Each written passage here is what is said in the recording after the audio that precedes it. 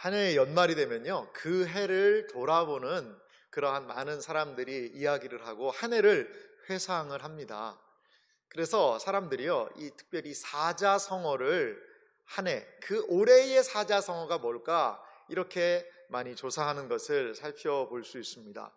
제가 자료를 좀 찾아봤더니요, 2020년 올해의 사자성어를 결정을 했는데요, 많은 사람들이 이 사자성어를 뽑았다고 그래요. 그건 뭐냐면 정막강산이라는, 이걸 올 한 해 2020년의 사자성어다라고 결정을 했다고 합니다.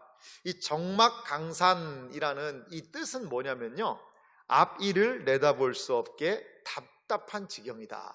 앞일을요 내다볼 수가 없어요. 답답한 이 첩첩산중이다 라는 말도 있죠. 이 정막강산이다, 막막한 겁니다. 앞일이 어떻게 진행될지 모르겠다라는 그러한 상황.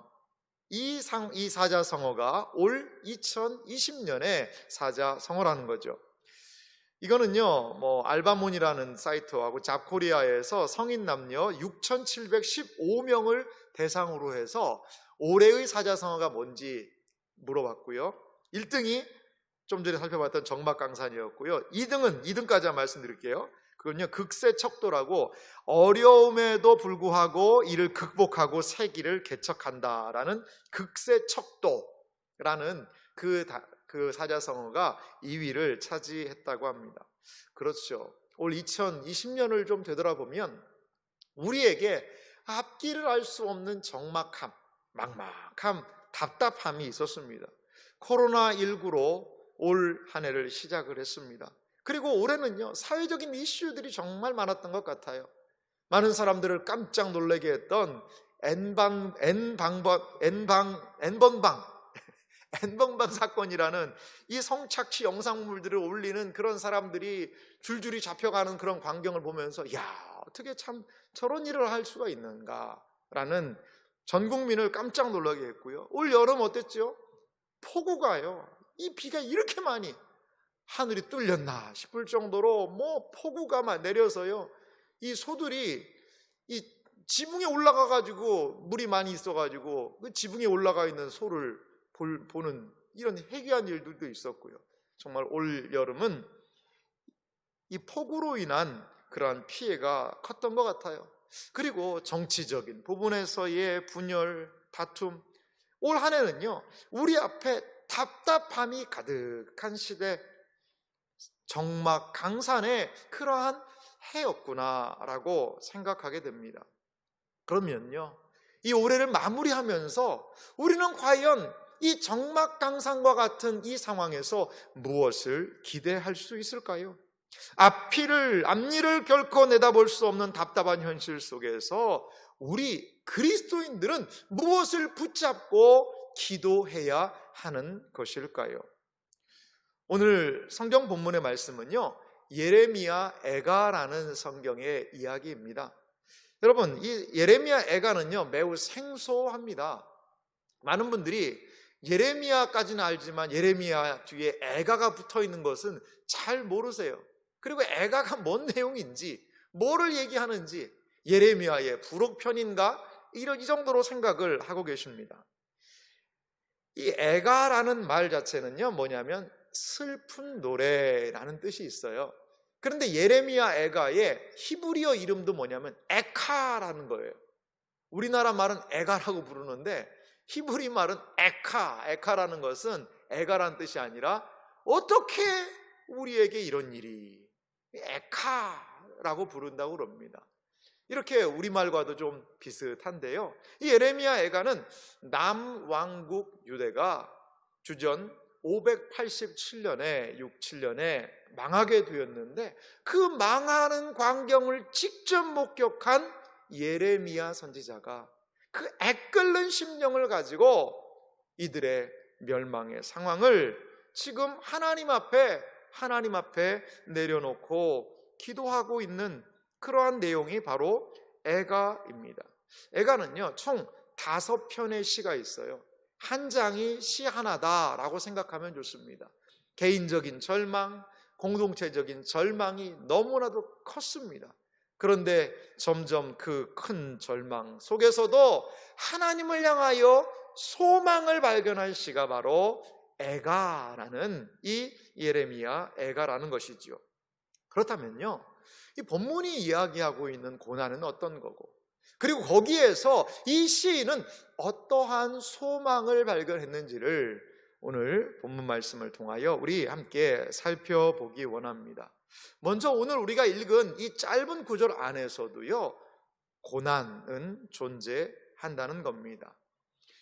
고난에 대하여서 이 시인은, 이 예레미야는 분명하게 이야기를 합니다. 오늘 5장 20절에 보면은요, 이렇게 그 고난의 상황을 이야기하고 있죠. 주께서 어찌하여 우리를 영원히 잊으시오며 우리를 이같이 오래 버리시나이까. 이 시인에게는요, 이 예레미야에게는 답답함이 있습니다. 어떻게 하나님이 우리를 영원히 잊으시고요, 어떻게 이같이 하나님이 오래 참으실 수가 있습니까? 선지자는요, 이 애가 속에서 어떻게 보면요, 불신앙적인 표현을 지금 하고 있는 겁니다. 여러분, 하나님이요, 신자를 영원히 잊으실까요? 하나님께서요, 택한 백성을요, 버리실까요? 그렇지 않죠. 한번 택한 백성은 하나님께서 끝까지 책임지신다는 것을 여러분 믿으시기 바랍니다. 그런데 이 시인은 지금 하나님이 영원히 잊어버리고 우리를 버리십니까? 라고 이야기한다는 거죠. 이것은 불신앙일까요? 이것은 믿음이 없는 이야기일까요? 선지자는 왜 이러한 표현을 했을까요?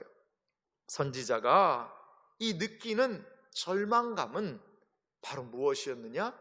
하나님께서 계시지 않는 것과 같은 거예요. 그가 하나님에 대하여서 믿을 수 없다라는 것이 아니라 지금 자신의 현실과 처지를 보니까 하나님의 부재를 경험하는 것과 같다라는 것이지요. 하나님이 계시지 않는 것과 같은 이 상황, 이것이 신자에게 가장 큰 어려움 아닐까요? 이 절망의 고통이 얼마나 큰지 아예 하나님께서 영영 나를 잊어버리신 것과 같은 그러한 것을 지금 느끼는 상황입니다. 절망의 1분 1초가 너무 길게 느껴져서 마치 영원처럼 느껴지더라는 것이지요. 이것은요, 지금 이 시인이 만나게 된 고난이 얼마나 큰지를 우리에게 알게 합니다. 한 부유한 가정이 있었어요. 그런데요, 조금 더 나은 삶을 살기 위해서 그 가산을 다 정리하고 외국으로 이민을 갔습니다. 그리고 그런 대로 자리를 잡았어요. 그런데 어느 날 갑자기 그 가장과 두 아들, 그 한 가정이 어머니까지 같이 해서 갔는데요, 근데 이 가장이 어느 날 그 타지에서 죽은 겁니다. 갑자기 가장이 죽은 거예요. 그 아내 혼자 두 아들들을 키우며 거기에서 그래도 어느 정도의 삶을 꾸려나갔어요. 그리고 이제 장성하여 두 아들을 결혼까지 시켰습니다. 그런데 더 기가 막힌 일이 벌어진 거예요. 첫째 아들, 둘째 아들이 결혼한 그 아들이 자녀들도 남기지 못하고 그냥 모두 다 죽은 거죠.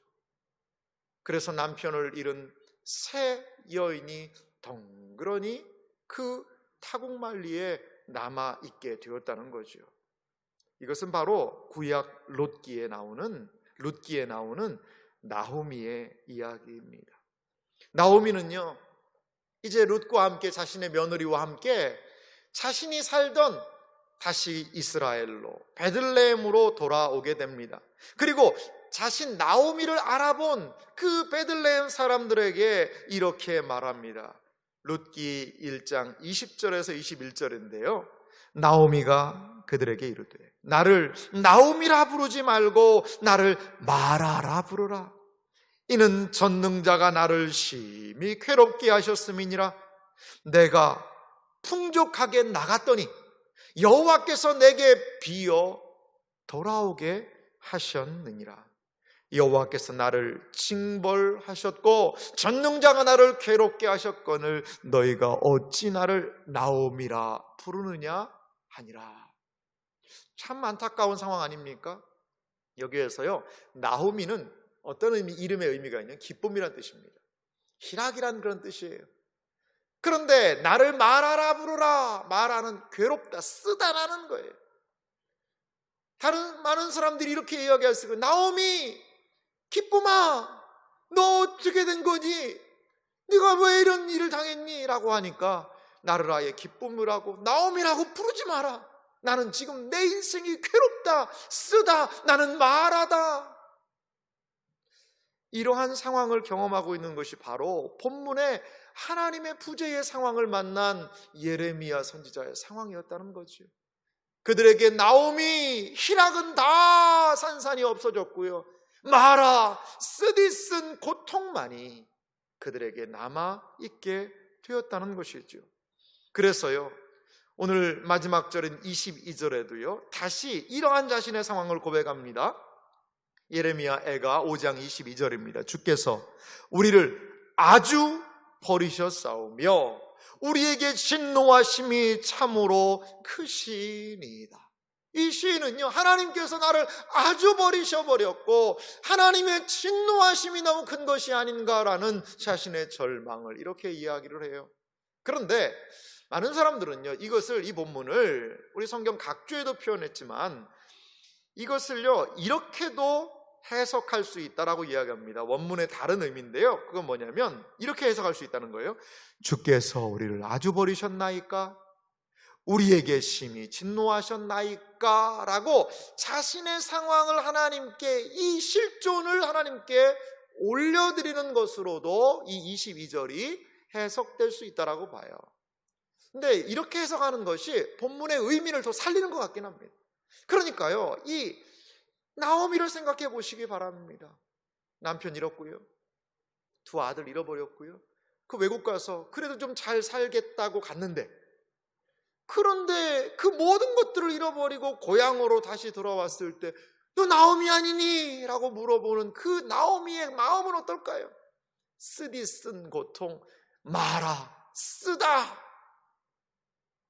단 인생을 추구하며 인생의 기쁨을 추구하며 나오미의 인생을 살기 원해서 이민까지 갔었는데 이제 마라의 고통이, 쓰디쓴 고통을 가지고 그 땅으로 올 수밖에 없었던 나오미의 모습, 이것이 바로 지금 하나님이 계시지 않은 것과 같고 영원히 이 고난 속에 처할 것만 같았던 그러한 이 선지자의 모습이라는 것입니다. 이 예레미야 선지자의 절망은요 너무나도 극심했어요. 이 예레미야 애가를요 살펴보면 이스라엘 백성들의 고통이 어떠했는지를 조금은 알 수 있습니다. 우리 애가 2장 20절 말씀을 좀 한번 볼까요? 제가 읽어드리겠습니다. 여호와여 보시옵소서, 주께서 누구에게 이같이 행하셨는지요. 여인들이 어찌 자기 열매 곧 그들이 낳은 아이들을 먹으오며 제사장들과 선지자들이 어찌 주의 성소에서 죽임을 당하오리까? 여러분, 너무나 끔찍한 상황 아닙니까? 여인들이요 자기의 열매, 낳은 아이들을 먹는 상황, 이거는 이제 있을 수 없는 일 아니겠어요?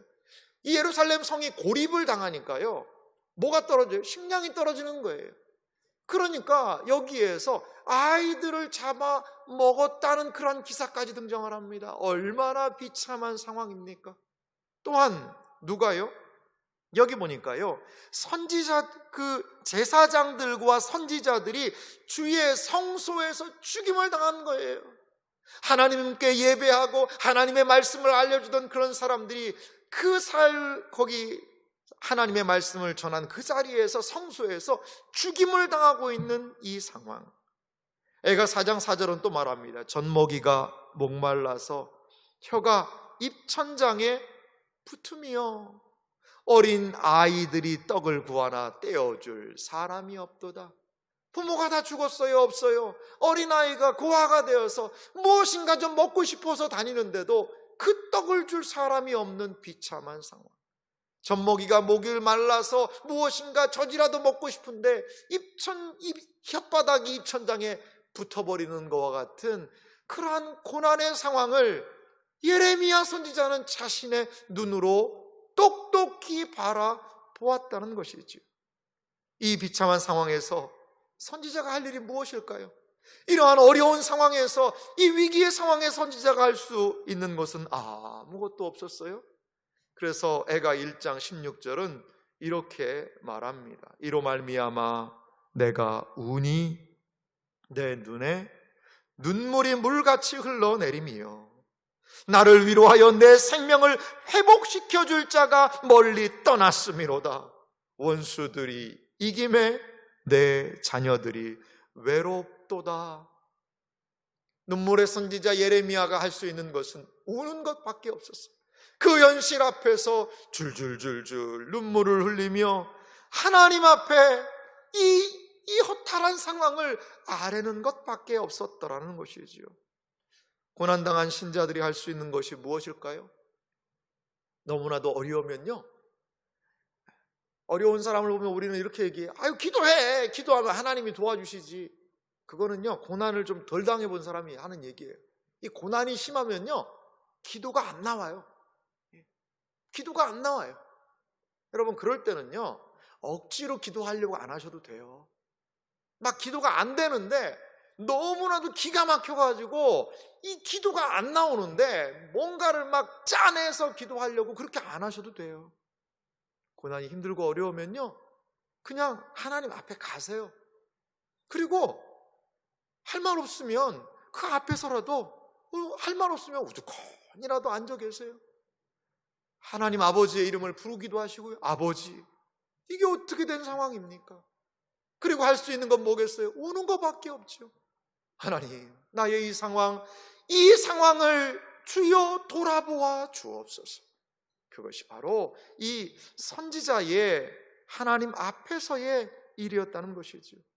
그런데요, 운다는 것은 어떤 의미가 또 있을까요? 그것은요, 하나님 앞에서 나 자신을 내려놓는다라는 겸손함이 거기 있는 것 같아요. 통곡하며 자기 자신을 아뢰고 하나님 앞에서 나를 내려놓는 일, 그것이 일어나는 때가 바로 고난을 통하여 눈물을 흘리고 되돌아보는 때라는 거죠.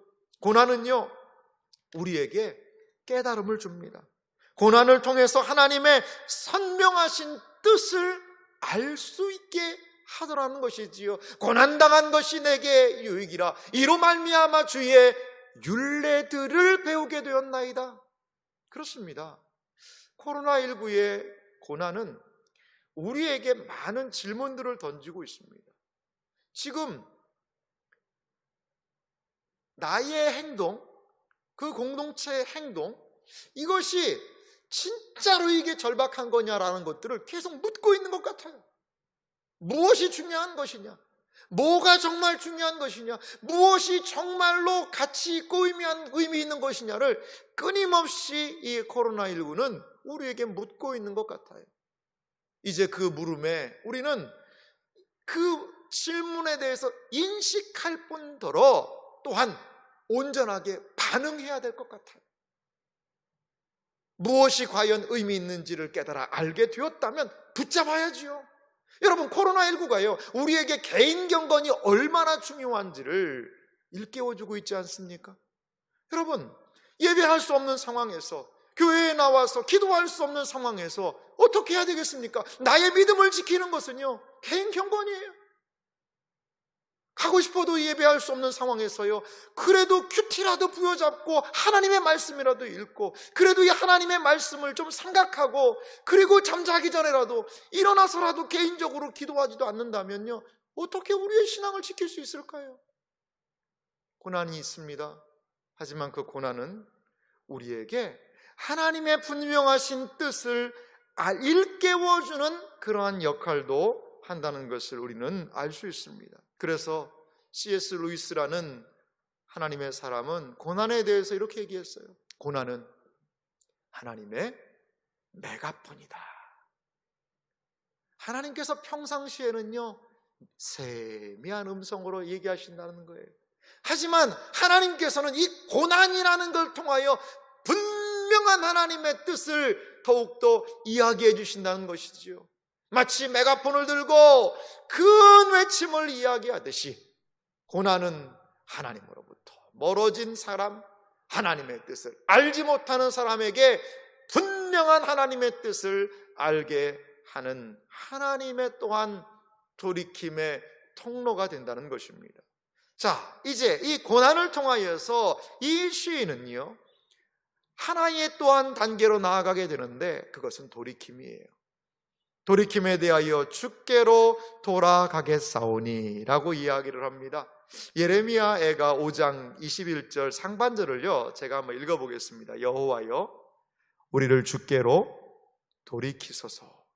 그리하시면 우리가 주께로 돌아가겠사오니. 이 시인은 무엇을 이야기합니까? 예레미야는 무엇을 얘기해요?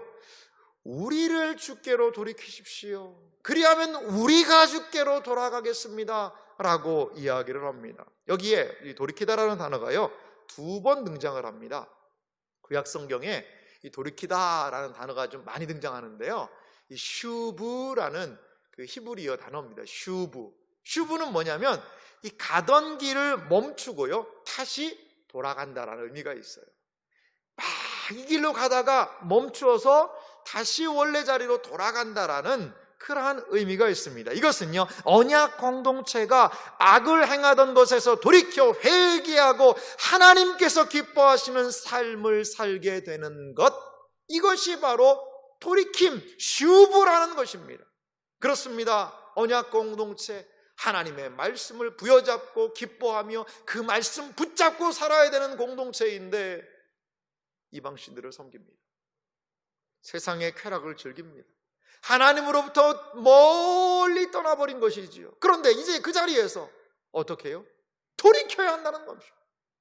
우상을 따라가던 그 자리에서 돌이키고 세상의 쾌락을 쫓아가는 것에서 돌이키고 이 세상의 모든 것들을 따라 행하던 것에서 돌이켜서 하나님께로 다시 그 하나님의 말씀으로 언약으로 돌이키는 것, 이것이 바로 슈브라는 단어 안에 포함되어 있다는 겁니다.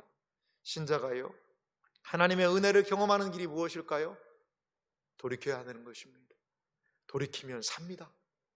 돌이켜야 살아요. 하나님의 말씀을 듣고도 그냥 내 길로 그냥 걸어 나가게 되면 망할 수밖에 없습니다. 하나님의 말씀이 들리십니까? 하나님의 말씀이 나의 양심을 두드리고 계십니까? 그렇다면 그 음성을 들어야 합니다. 그래, 하나님의 말씀은 좋은 말씀이야, 그런 삶도 살 수 있지, 하지만 그게 얼마나 어려운 일이야 라고 계속해서 내 생각대로 나아가다 보면 결국에는 망할 수밖에 없다는 거예요. 살 길이 있습니다. 돌이켜야 합니다. 불순종의 자리에서 돌이켜야 합니다. 돌이키면 살게 될 줄 믿습니다. 고난을 통해서 하나님의 명백한 뜻이 무엇인지 깨달았다면 돌이켜서 살아야 한다는 거지요. 예레미야가 3장 33절에 보니까요, 이 하나님의 뜻을 이렇게 이야기를 합니다. 주께서 인생으로 고생하게 하시며 근심하게 하심은 본심이 아니시로다. 하나님께서 우리를, 내 인생을 막 돌려가지고 나를 힘들게 하는 분, 그거 하나님 본심 아니라는 거예요. 우리를 돌이키게 하시려는 하나님의 숨은 의도가 거기에 있다는 겁니다. 애가 3장 40절과 41절은요 그래서 이 하나님을 알았다면 어떠한 행동을 해야 할지를 우리에게 일러주고 있습니다. 40절과 41절 말씀은 우리 한 목소리로 같이 읽어보도록 하겠습니다. 같이 읽겠습니다. 우리가 스스로 우리의 행위들을 조사하고 여호와께로 돌아가자. 우리의 마음과 손을 아울러 하늘에 계신 하나님께 들자. 할렐루야. 그렇습니다. 이것이 바로 돌이키는 거죠. 우리의 행위 조사하자는 거예요. 내 행위가 하나님 보시기에 어떨까? 사람의 기준이 아닙니다. 하나님께서 내 마음을 보신다면, 내 마음을 열어 보이신다면, 내 마음의 생각을 다 녹음해서 다시 틀어놓으신다면 나는 과연 어떨까? 그것을 생각하자는 거지요. 그래서 우리의 마음과 손을 아울러 하늘에 계신 하나님께 들자. 내 마음을 들고 손을 들어서 하나님께 나아가자라고 오늘 선지자는 이스라엘 공동체를 일깨우고 있습니다. 선지자는요, 고통을 통해, 고난을 통해 하나님께 돌이켜야 함을 일깨워주고 있다는 것이지요. 다시금 하나님께 손을 들고 나아가게 되는 것, 이것이 바로 이스라엘 공동체가 사는 길이요, 하나님을 섬기는 우리 신자들이 살 길이라는 것입니다. 이렇게 돌이킨 심령들에게 하나님은 어떻게, 무엇을 허락하실까요? 이렇게 하나님의 말씀으로 돌이키며 회개하는 심령들에게 하나님께서 주시는 놀라운 은혜가 있어요. 그것은 무엇이냐? 소망을 이들에게 주시더라는 것이지요. 그 소망은 무엇입니까? 다시 새롭게 하사 옛적 같게 하옵소서라는 기도를 하게 되는 거죠. 예레미야가 5장 21절 하반절을 우리 같이 한번 읽어보도록 하겠습니다. 참 복된 말씀인데요, 우리 소망을 담아서 우리도 같이 읽어보도록 하겠습니다. 우리의 날들을 다시 새롭게 하사 옛적 같게 하옵소서. 할렐루야, 아멘. 그렇습니다. 이 선지자는 이제 기도하는 거예요. 우리의 날들을 다시 새롭게 하사. 지금 절망과 마라와 같이 고된 상황, 쓴 상황, 고통스러운 이 상황이지만 하나님 다시 새롭게 하여 주십시오. 이렇게 이 시인은 지금 기도하고 있는 거죠. 절망은 무엇일까요? 그것은 소망할 수 없다는 겁니다. 진정한 절망의 큰 것은요, 아예 소망할 수 없는 것, 아예 그 절망의 상황에 완전히 함몰되어서 결코 빠져나오지 못하는 겁니다. 소망을 발견할 수 있다는 것은요, 절망에서 빠져나오기 시작했다는 것일 수 있어요. 소망이 발견된다는 것은 내 안에 어떠한 기대감이 있다는 것은요, 이제 절망이 끝나는 서막이 시작될 수 있다는 것이지요. 절망이 너무 크면요, 소망도 안 생겨요. 희망이 안 생기는 것이지요. 오늘 시인은요, 이스라엘 공동체의 현 상태를 보면 사람들이 굶어 죽고 있고, 부모를 잃은 아이들이 그 줄인 배를 끌고 먹을 것을 찾고 다니는 그 상황들, 여기저기 폐허가 되어 불타고 연기가 피어오르는 그 상황들, 여기저기 죽음의 시체들이 나뒹굴고 있는 이 폐허의 현장에서 어떻게 소망을 발견할 수 있을까요? 이 시인은 하나님을 통하여 돌이키고 하나님의 은혜를 사모하며 나아갈 때에 거기에서 새롭게 될 수 있는 그 소망을 발견하게 되었다는 것입니다. 그런데요, 이 시인은 그 소망의 한 시점을 이야기를 합니다. 오늘 성경 보니까요, 옛적 같게 하사라는 단어가 있어요. 거기에 보면 우리의 날들을 다시 새롭게 하사 옛적 같게 해달라는 거죠. 그 옛적이라는 것은 과연 언제를 이야기할까요? 이 옛적이라는 것은 이스라엘 공동체에게 한 세 가지 의미가 있습니다. 첫 번째 옛적의 의미는요, 하나님께서 본래 창조하신 그 창조의 때를 이야기해요. 에덴 동산의 그 평화로운 상태, 그것이 바로 옛적의 상태라는 것이지요. 또 하나, 이들에게 항상 머릿속에 기억났던 옛적의 그 상태는요, 출애굽의 때예요. 출애굽의 때에 하나님께서 이스라엘 공동체에 가장 강력하게 역사하셨습니다. 애굽이라는 한 나라를 거의 망하게 하시고 홍해 바다를 건너게 하시며 광야의 40년의 여정에서 함께 하셨던 하나님의 놀라운 이적의 역사를 가장 가까이에서 친밀하게 경험했던 그 시절, 그것이 바로 옛적이지요. 또한 아이들이 고대하던 옛적이 있었습니다. 그때는 언제냐? 다윗 왕의 시대였어요. 다윗 왕의 통치로 인하여서 하나님의 다스리심이 무엇인지를 그들에게 일러주었던 그때가 바로 옛적이라는 겁니다. 우리에게 옛적은 언제일까요? 지금 코로나19가 이렇게 창궐하고 있는 이 상황에서 우리의 옛적은 아마도 1년 전 송구영신 예배 때 아니었을까요?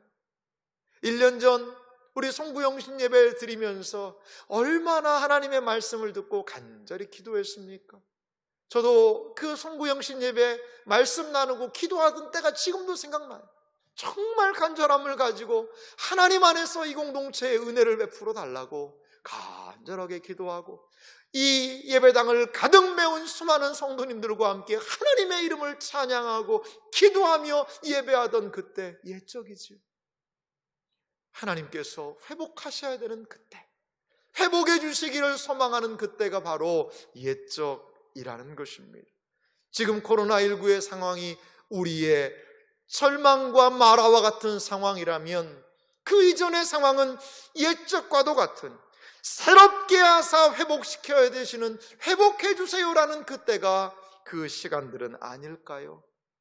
우리의 개인에게도요, 이것은 적용되는 것 같습니다.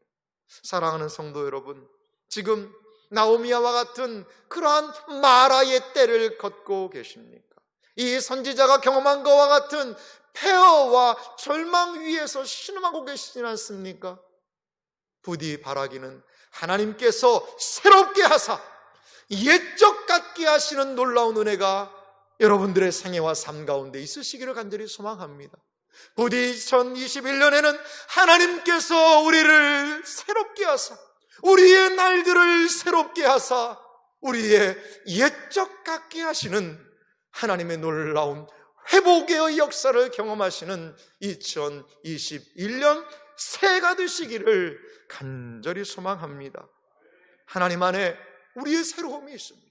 이 세상 안에서, 이 세상의 그 폐허의 더미에서는 결단코 소망을 발견할 수가 없습니다. 이 선지자도 그 폐허의 더미에서는 결단코 다시 일어남을 생각할 수 없을 정도의 낙심과 마라의 고통이 있었지만, 하나님을 생각할 때에, 하나님 안에서 돌이키며 그분을 바라볼 때에 그 안에서 우리의 날들을 다시 새롭게 하사 옛적 같게 하옵소서라는 담대한 소망으로 나아가게 될 수 있었더라는 것입니다. 사랑하는 성도 여러분, 하나님을 의지하는 심령들 안에는 새로움이 있습니다. 오직 하나님 안에 새로움이 있는 줄 믿습니다. 이사야 40장 28절에서부터 31절, 조금 깁니다만 제가 이 말씀을 한번 여러분들과 꼭 나누고 싶었습니다. 우리 하나님 어떤 분이신지를 이사야 선지자는 이렇게 강력하게 외치고 있습니다. 너는 알지 못하느냐? 듣지 못하였느냐? 영원하신 하나님 여호와, 땅 끝까지 창조하신 이는 피곤하지 않으시며 곤비하지 않으시며 명철이 한이 없으시며 피곤한 자에게는 능력을 주시며 무능한 자에게는 힘을 더하시나니 소년이라도 피곤하며 곤비하며 장정이라도 넘어지며 쓰러지되 오직 여호와를 앙망하는 자는 새 힘을 얻으리니 독수리가 날개치며 올라감다 들 것이요 다른 박질하여도 곤비하지 아니하겠고 걸어가도 피곤하지 아니하리로다. 할렐루야. 그렇습니다. 이것이 우리가 하나님 안에서 기대하는 새로움입니다. 이것이 하나님의 사람들이 자신들의 마라와 같은 고난의 상황에서 하나님을 기억하며 나아갔던 회복과 새로움의 모습이라는 것입니다. 사랑하는 성도 여러분, 아무리 시대가 힘들고 어렵다 하더라도요, 우리 신자들에게 하나님이 하시는 길이 있습니다. 하나님이 보여주시는 길이 있습니다. 아무리 내 상황이 망한 것 같고 결단코 이 상황에서 내가 이 굴레에서 벗어날 수 없는 것 같은 삶의 무게가 납과 같이 우리를 붙들고 있다 하더라도 우리가 돌이키고 하나님께 나아갈 때에 거기에서 허락하시는 하나님의 새 힘, 하나님의 새로움의 역사가 있다는 것을 믿으시기 바랍니다. 이러한 여러분 소망의 근거는 무엇일까요? 하나님의 사람 예레미야가 발견한 이 소망의 근거는 하나님이 영원히 다스리시고 계시다는 것에서 이 예레미야는 소망을 발견하고 있습니다. 우리 예레미야가 5장 19절 말씀을 같이 읽어보도록 하겠습니다. 함께 읽겠습니다. 여호와여, 주는 영원히 계시오며 주의 보좌는 대대에 이르나이다. 아멘. 시인이 이렇게 소망을 가지고 하나님께 간구할 수 있는 근거, 낙심, 고난이 있고 그 고난을 통하여서 하나님께 돌이킬 때의 소망이 발견되어서 기도할 수 있고 할 수 있는 이 모든 일련의 과정에 가장 중요한 근거, 그 기초가 무엇이냐는 거죠. 저는 그것을 19절에서 찾았습니다. 그것은 무엇입니까? 여호와여, 주는 영원히 계십니다. 주의 보좌는 대대에 이릅니다 라고 지금 고백하고 있는 거죠. 그것은 무엇이냐? 하나님이 누구시냐는 거예요.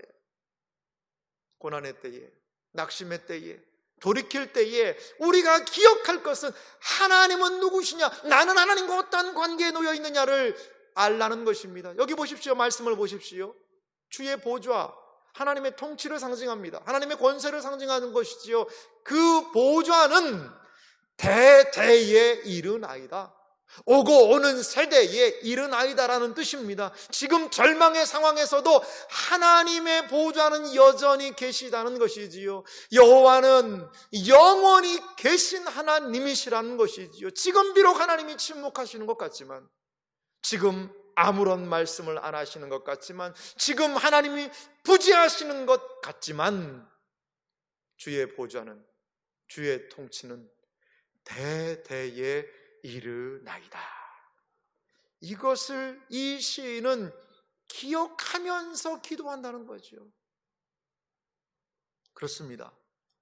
아무리 시대가 어렵다 하더라도요, 그 고난, 어려움에 함몰되지 않을 수 있는 비결은 이 하나님을 바라보는 거예요. 이 하나님을 기억하는 겁니다. 분명히 하나님께서는요, 그 또한 지나가게 하실 거예요. 그것들을 지나가게 하실 거예요. 비록 우리의 현실이 고난이 있고 어려움이 있지만 그것을 통하여 눈을 들어 주님을 바라보며 거기에서도 소망을 노래해야 한다는 겁니다. 코로나19를 만나고서 우리 교회가 1년 동안 한 일을 뭔가 살펴봤어요. 저는요, 기도 같아요. 우리 얼마나 많이 기도했나요? 얼마나 많이 특별 기도를 하고요, 이 상황을 위해서 새벽마다 기도하고요, 정말 금식하면서도 기도하고요. 그런데 상황이 개선될 것 같다가도 또 어려움이 오고요, 이게 좀 좋아지는가 싶더니 또 어려움이 오고요, 1차 어려움, 2차, 3차에 걸쳐서 3차는 가장 센 게 왔어요. 지금 이러한 상황 가운데 놓여 있습니다. 기도하다가 지칠 수밖에 없죠. 마음이 낙심될 수밖에 없죠. 그런데 우리가 무엇을 기억해야 합니까? 무엇을 이 상황에서 기억해야 할까요? 아이고, 하나님한테 아무리 기도해도 이 뭐 안 되더라, 하나님 안 계신 거 아니냐? 그것이 아니라 우리가 기억할 것은 지금 비록 더디 이루어지는 것 같지만 여전히 지금 이 시간에도 하나님의 보좌는 대대에 이르나이다. 주님은 영원히 계십니다. 우리가 할 수 있는 것은 이 답답한 상황에서 오직 주님을 바라보는 것밖에 없습니다. 이것이 우리 신자가 할 일이라는 것이지요. 여러분, 이 상황에서 하나님께서 기도 안 들어주신다고 기도 안 하면 우리가 할 수 있는지 과연 무엇일까요? 고난 가운데서 하나님한테 아무리 기도해도 안 되네 라고 기도 포기한다면 뭐 해야 될까요? 과연 무엇을 해야 되겠습니까? 신자는요, 죽으나 사나 주님 붙잡는 것밖에 없습니다. 이것이 우리가 살 길이라는 것입니다. 예레미야 애가 3장 19절에서부터 22절을 보면요, 이러한 시인의 마음과 상황이 정말 절묘하게 거기에 기록이 되어 있습니다. 19절 말씀은 이렇게 시작합니다. 내 고초와 재난 곧 쑥과 담즙을 기억하소서. 시인은요, 예레미야는 내 고초, 재난, 자신의 그 고난을 쓰다는 거예요. 쑥과 같이, 담즙, 쓸개를 빠는 것과 같이 이러한 고통이 있다는 거죠. 20절을 이렇게 얘기합니다. 내 마음이 그것을 기억하고 내가 낙심이 되오나. 선지자도요, 때로 마음에 낙심이 되는 거예요. 왜요? 이게 너무나 고통스러운 거예요. 고통스러운 거예요. 그러니까 낙심이 됩니다. 하지만요, 21절에요, 이것을 내가 내 마음에 담아두었더니 그것이 오히려 나의 소망이 되었다는 거죠. 그 나의 이 아픈 상황을 담아두고 우리가 살펴봤던 본문의 내용처럼 그것을 돌이키고 기도하고 내 마음에 담아두어서 그것을 하나님께 올려두었더니 그것이 오히려 나에게 무엇이 되었다고요? 소망이 되었다는 거예요. 신자에게 이 과정 필요합니다. 이 과정이 필요해요. 여러분, 낙심의 상황, 절망의 상황에 풍덩 빠져서 허우적거리지 마시고 그 절망의 상황을 나의 마음에 담고 그것을 내 속에서 기도하십시오. 이 속에서 정화시키십시오. 이 속에서 그 절망을 가지고 기도하며 씨름하는 단계로 나아갈 때에 그 절망이 무엇으로요? 그것이 오히려 나의 소망이 되었다는 것이지.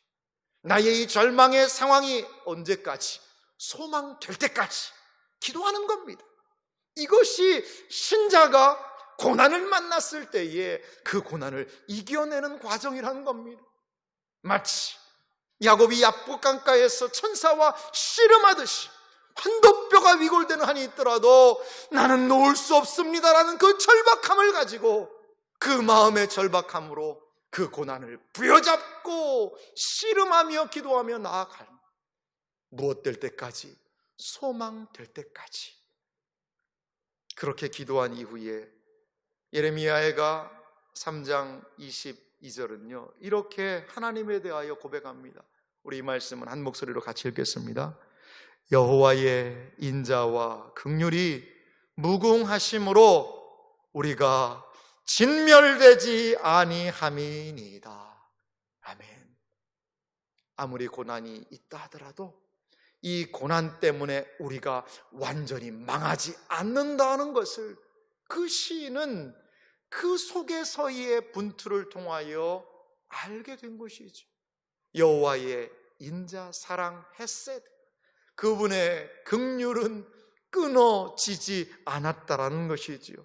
아마 이스라엘의 그 폐허의 더미에서 아이들이 울고 너무나도 고통스러운 그 폐허의 더미를 이 선지자 예레미야는 걸으면서 아마 이 찬양하지 않았을까요?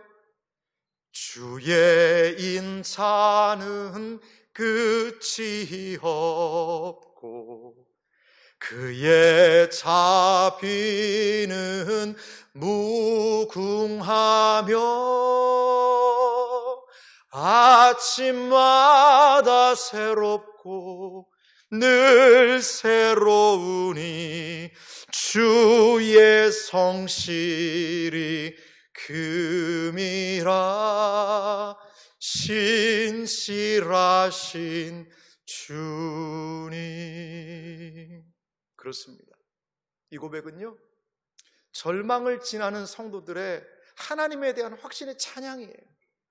폐허의 더미 위에서 부른 하나님의 영광스러움에 대한 노래예요. 코로나19가 아무리 우리에게 놓여있다 하더라도 우리도 이 찬양의 고백을 하며 그 어두운 터널들을 뚜벅뚜벅 걸어나가는 믿음의 사람들이 되시기를 간절히 소망합니다.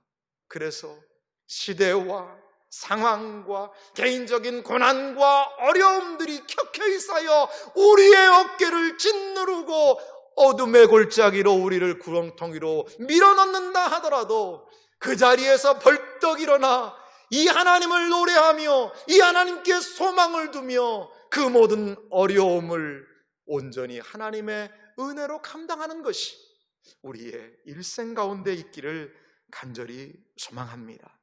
사랑하는 성도 여러분, 하나님께서 우리에게 다시 새롭게 하는 날을 허락하시기를 간절히 소망합니다. 이것이 우리가 이 2020년을 마무리하며 2020년으로 나아가는 우리 모두의 기도 제목이길 간절히 소망합니다. 새해를 맞이하여 어떤 기도, 무슨 기도해야 될까? 앞길이 캄캄하십니까?